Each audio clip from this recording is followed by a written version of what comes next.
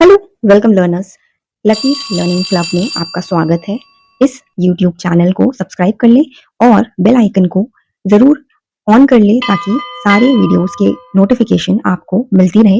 इस चैनल में मैं आपको economics, child psychology, educational psychology, commerce के टॉपिक्स से रिलेटेड सारे वीडियोस यहाँ पे आपको मिलेंगे, जिसमें मैं इंपॉर्टेंट टॉपिक्स को इजी लैंग्वेज में समझाने की कोशिश करूंगी ताकि जो टॉपिक्स और कंसेप्ट्स आप अपने क्लासरूम में या अपने टेक्स्ट बुक से डायरेक्टली समझ नहीं पा रहे हैं उसको आप इजीली समझ पाए और अपने एग्जाम्स में उस टॉपिक से रिलेटेड आने वाले क्वेश्चन को इजी वे में अटेम्प्ट कर सके बिना किसी टेंशन के।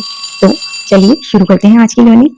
वेलकम स्टूडेंट्स, आज की क्लास में आपका स्वागत है। और आज जिस टॉपिक को मैं समझाऊंगी वो है what is income method of calculating the national income and how all the three methods of calculating national income will give the same value और आर आइडेंटिटीज। तो आज की क्लास फिर शुरू करते हैं।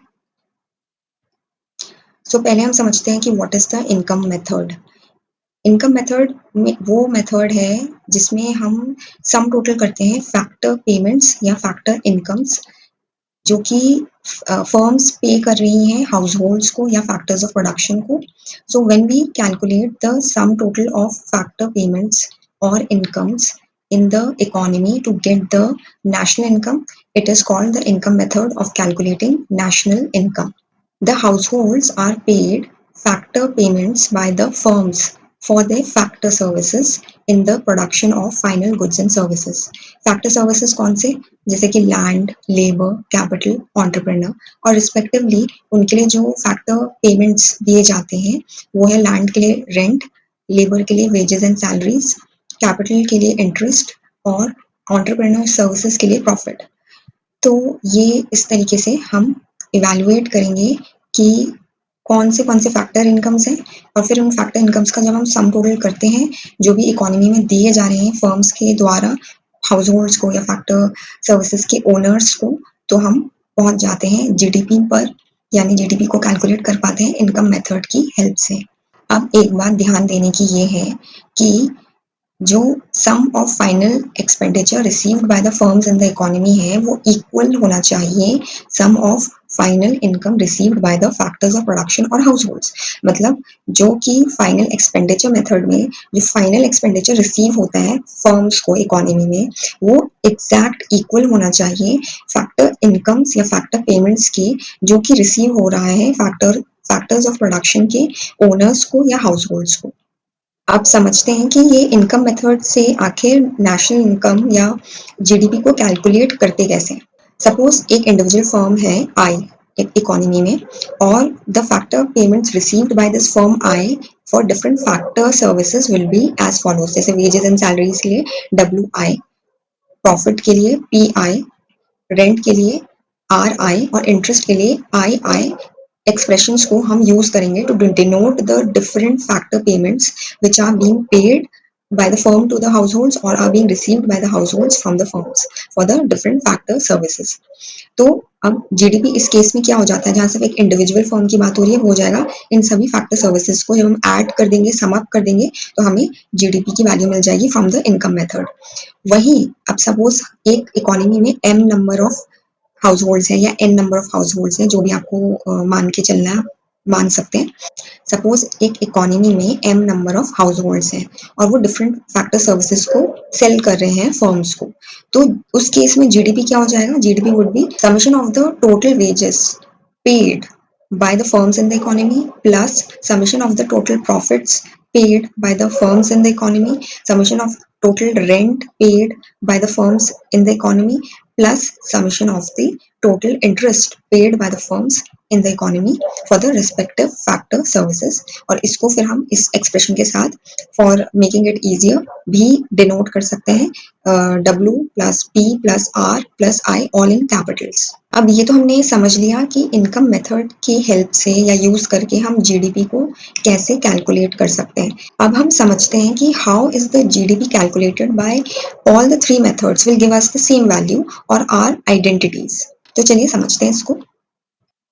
तो होता क्या है कि जो प्रोडक्ट मेथड है it is an identity of the expenditure method, and it is an identity of the income method basically, or the value of GDP calculated by any of these three methods are identities would be same.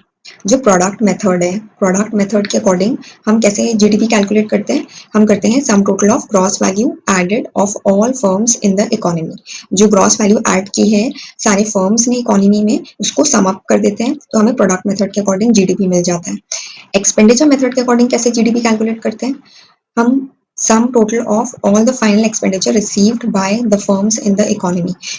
जो भी final expenditure होता है received firms in the economy को, उसका जब हम sum total करते हैं तो हम एक्सपेंडिचर मेथड की हेल्प से जीडीपी कैलकुलेट कर लेते हैं। इनकम मेथड की हेल्प से कैसे करते हैं, sum total of all the factor incomes received by the households in the economy, या sum total of all the factor payments paid by the firms to the households और factors of production in the economy.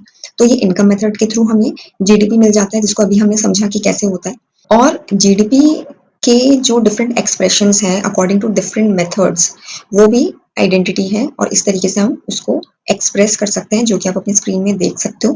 This is for the product method or the value added method, this is for the expenditure method, this is for the income method.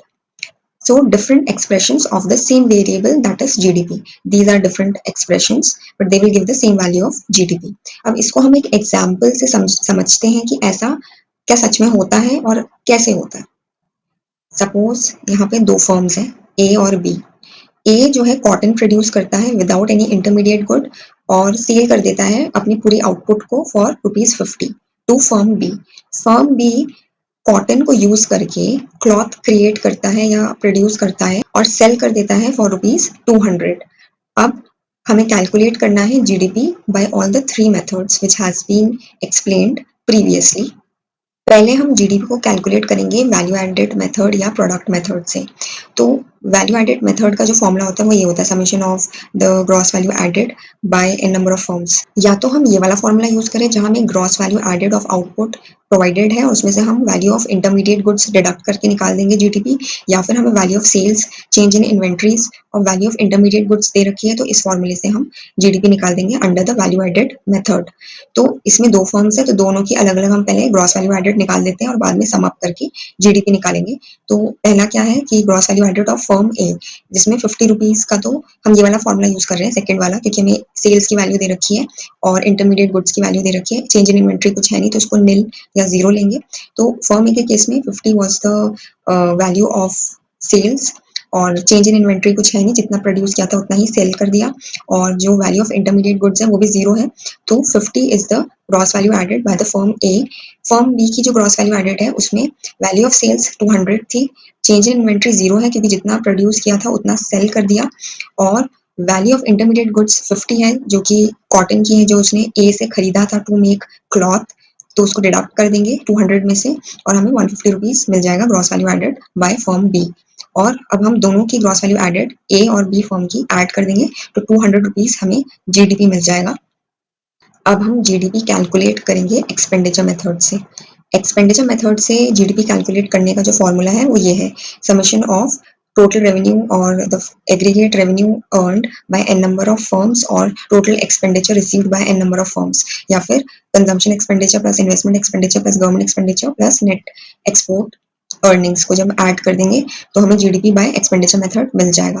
तो इस example के case में जो revenue earned है bye firm ए, total output उसने 50 का cell कर दिया, और फर्म बी ने जो है ₹200 का क्लॉथ सेल कर दिया, और उसमें से ₹50 उसने कॉटन यूज किया था एज अ रॉ मटेरियल, उसको हम डिडक्ट कर देंगे तो ₹150 वो वैल्यू है एक्सपेंडिचर की जो कि फर्म बी ने रिसीव करी है अपने आउटपुट के लिए।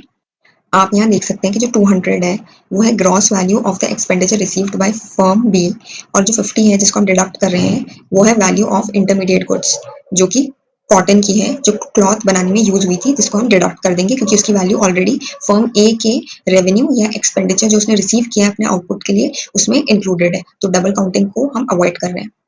तो जीडीपी क्या होता है, GDP according to the expenditure method होता है sum total of all the final expenditure और revenue received by the firms in the economy. ठीक है। तो sum total of all the final expenditures received by firm A is 50, received by firm B is 150। दोनों को sum total कर देंगे which is coming to 200। Again the GDP value is same which is 200, जो कि same है जो कि product method में हमको मिला था। अब आ जाते हैं इनकम मेथड में। इनकम मेथड से जीडीपी कैसे कैलकुलेट करते हैं वो हमने इसी क्लास के बिगिनिंग में सीखा था। और यहाँ दे रखा है कुछ इन्फॉर्मेशन कि फर्म ए और बी ने अपने टोटल रेवेन्यू में से कुछ प्रॉफिट के लिए रखा है और कुछ वेजेस के लिए रखा है। मतलब फर्म ए ने जो टोटल एक्सपेंडिचर रिसीव किया था वो ₹50 का किया था। उसमें से उसने ₹30 प्रॉफिट के लिए पे किया है फॉर द एंटरप्रेन्योरशिप सर्विसेज और ₹20 पे किया है to the labour for the wage as wages.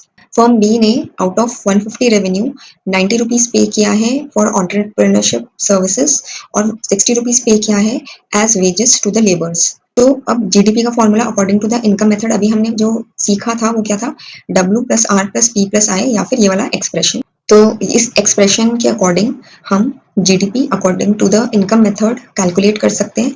इसका क्या मतलब है, summation of the wages paid to the labor by the firms in the economy, summation of the rent paid for the land by the firms in the economy, summation of the profit paid for the entrepreneurship services by the firms in the economy, and summation of interest paid on capital by the firms in the economy। जब इन सबको हम सम total कर देंगे तो हमें income method के according GDP मिल जाएगा। अब यहाँ पे सिर्फ वेजेस और प्रॉफिट की बात हुई है, बाकी फैक्टर पेमेंट्स की बात नहीं हुई है क्योंकि उनकी फैक्टर सर्विसेज खरीदी ही नहीं गई है, तो इसलिए हम सिर्फ वेजेस और प्रॉफिट को सम अप करेंगे। सो टोटल वेजेस जो पे किया है वो हुआ है 20 plus 60, 20 by A firm and 60 by B firm, तो हमें ₹80 मिल जाता है which is the total wages paid by the firms in the economy for the labour services. और जो प्रॉफिट पे किया है टोटल वो है 30 plus 90, 30 plus 90 which is 120, and it is the total profit paid for the entrepreneurship services by the firms in the economy। तो अब हम जीडीपी निकालने के लिए क्या करेंगे, इन दोनों का सम टोटल कर देंगे which is 80 plus 120 which again gives us the same value of GDP which is ₹200, which is same in the case of the product method and in the case of expenditure method। So hence GDP calculated by all the three methods are identities or will give same value। चाहे आप product method से calculate करो, चाहे आप expenditure method से calculate करो, चाहे आप इनकम मेथड से कैलकुलेट करो, सबसे आपको जो वैल्यू ऑफ जीडीपी है वो सेम दिखाई देगी। क्योंकि शुरू में हमने एक बात समझी थी कि the total expenditure received by the firm in the economy must be equal to sum total of the factor payments received by the factors of production in the economy, जो कि आप यहाँ पे देख सकते हैं। Sum of final expenditure received by the firms in the economy must be equal to the sum of final income received by the factors of production or households। और तभी ये वाली बात सही साबित होगी कि the GDP calculated by any of the three methods are identities or will give the same value। Hence, GDP calculated by all the three methods are identities or will give the same value, which is 200 in the case of product method, in the case of expenditure method and in the case of income method। और ये हमने example के through बहुत अच्छे से समझ लिया है कि ऐसा सच में होता है और कैसे होता है वो भी हमने देख लिया। So thank you for learning with me students. मैं मिलती हूँ आपसे नेक्स्ट क्लास में।